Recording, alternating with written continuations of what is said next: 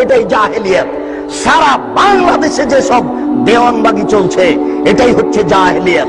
শুনুন, এই দেশের মাটিতে যা আপনার চলছে ওই চিশতিয়া, নকশবন্দিয়া, মুজাদ্দিদিয়া, এইসব সব তরিকা জাহেলিয়াত। 1980 সালের জরিপে এই দেশের মাটিতে 2,98,000 পীর আছে। সব পীরের সব তরিকা হচ্ছে জাহেলিয়াত। এই মাইজ ভান্ডারি হচ্ছে জাহেলিয়াত। আশ্চর্য, নারী পুরুষ একাকার হয়ে জিকির করছে।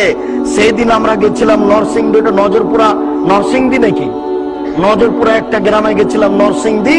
তো আমরা নজরপুরা থেকে বক্তব্য দিয়ে আসলাম, পাশে গান বাজনা দিয়ে বাদ্যযন্ত্র দিয়ে নারীর বক্তব্য চলছে। নারীর বক্তব্য, নারী গাজাল করছে, বক্তব্য দিচ্ছে, বাদ্যযন্ত্র চলছে।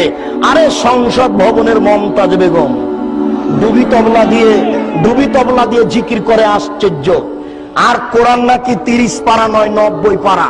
30 পারা হচ্ছে জাহেরি আর 60 পারা হচ্ছে বাতিনি। এরই নাম হচ্ছে ধর্মীয় জাহেলিয়াত। একে ঠেকাবে কে? এই জন্য আপনাকে বলি, এই হিফজখানা বন্ধ করতে হবে। যেখানে কোরআন হাদিস শিক্ষার ব্যবস্থা আছে সেখানে হিফজখানা খুলতে হবে। এই ছেলেটাকে আপনি কেন হাফেজ করলেন? এর বয়স হচ্ছে 16 বছর।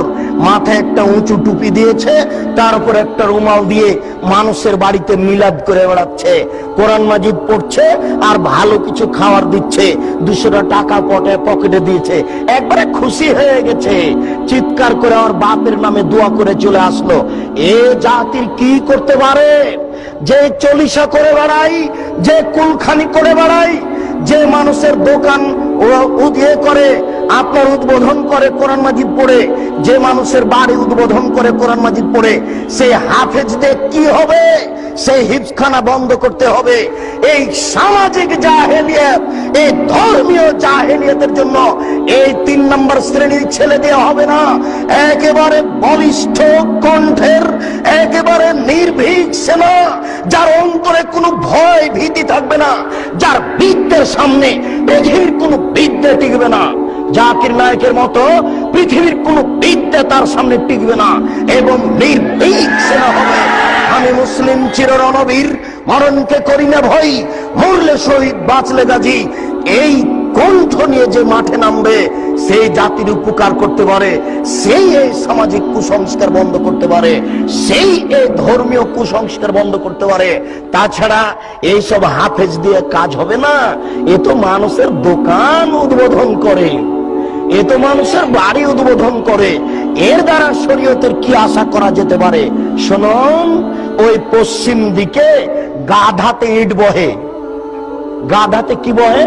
ইট বহে। ভ্যান যেখানে যেতে পারে না, গাধা সেখানে যেতে পারে। অনেকগুলি ইট আপনি গাধার উপরে চাপিয়ে দিয়েছেন, এরপরে যেখানে নামাতে হবে সেখানে গাধা চলে গেল।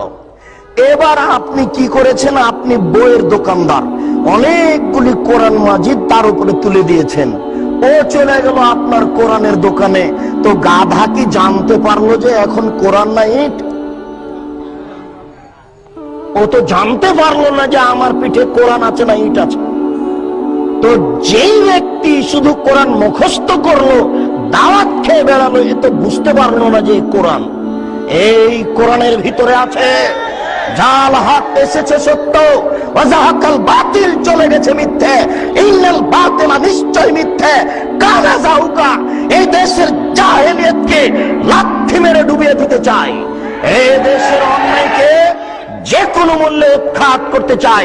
আল্লাহ, তুমি বড় দয়াবান, তুমি বড় রহমান, তুমি বড় ক্ষমাশীল, তুমি বড় শক্তিশালী। তোমার শক্তির দরবারে আশা ধারী হয়ে বলছি, আমি বন্ধা হলে কি হবে? আমার স্ত্রী বন্ধা হলে কি হবে? আমার বয়স 80 হয়েছে, তাতে কি হবে? আমার স্ত্রী বন্ধা হলে কি হবে?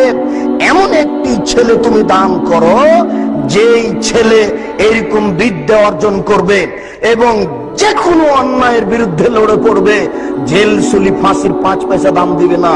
এরকম ছেলে একটা তোমার দরবারে দাবি রেখে সামনের দিকে আগাচ্ছি। আলেমদের অবস্থা